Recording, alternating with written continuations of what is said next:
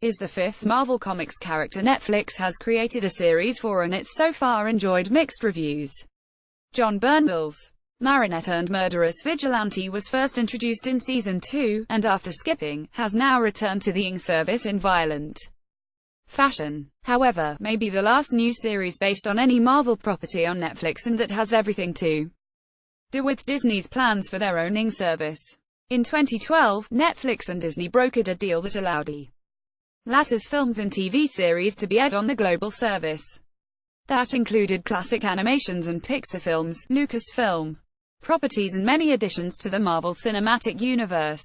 This deal came into effect in 2016, but a year later, Disney confirmed that they had already made plans to sever their ties to Netflix so they could distribute their movies and TV shows through their own subscription service. The move certainly seemed inevitable given the growing success of Netflix and other Ing services like Amazon Video, Hulu and HBO Now. Netflix in particular has benefited from their partnership with Disney, as their original series centered around Daredevil, Jessica Jones, Iron Fist and Luke Cage have been some of their most popular offerings. Obviously, Disney thought that they should be the ones profiting the most from their creative content, not another entertainment company. And, given that they had just bought the controlling 75% stake in BAMTech, a tech firm specializing in web and mobile platforms, it seems no time was like the present for getting their ducks in a row ahead of a Ing service launch in 2019.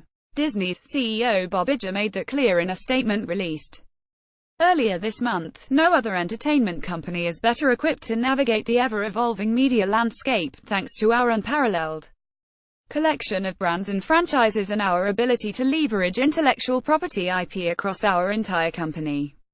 We look forward to launching our first direct-to-consumer Ing service in the new year, and we will continue to invest for the future and take the smart risks required to deliver shareholder value. So what does that mean for current and future Marvel content on Netflix? Will they be removed from the Ing service in less than 2 years?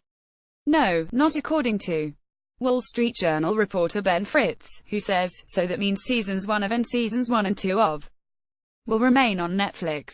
The upcoming second series of the first 3 Marvel shows and third series of all, expected for release in 2018 and 2019, will also remain on the subscription platform.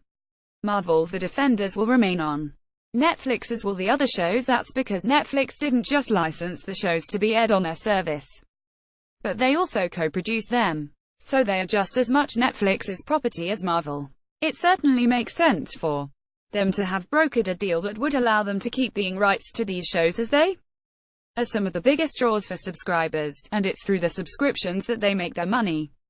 Currently, Netflix is said to have 104 million subscribers globally. Losing such a significant chunk of their programming could dampen their ability to maintain those numbers and draw in more.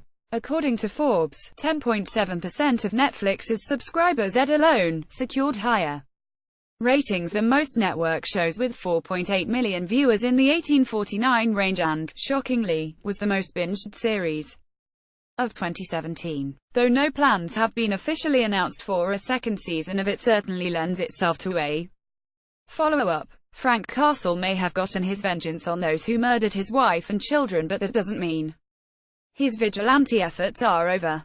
Especially with Billy Russo, Ben Barnes set up to appear as his deformed and evil alter ego Jigsaw. However, given the criticism over the extreme violence shown in the television show at a time when extreme violence in America seems to be hitting the news repeatedly, both Marvel TV and Netflix might want to hold fire until the climate is less toxic. They of course may be waiting a while for this to happen.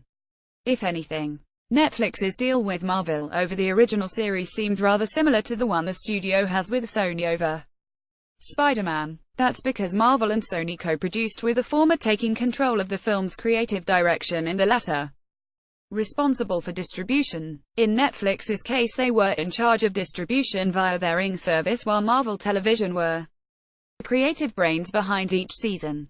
Of course, just because Disney are launching their own Ing service doesn't mean they won't potentially give their blessing for Netflix and Marvel TV to team up again.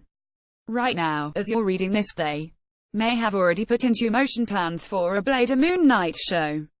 However, given the push Disney are making to expand a significant number of their portfolios, with even more trilogies in the works, and animation sequels. It seems more than likely that any new Marvel series will be made for their own service rather than Netflix's.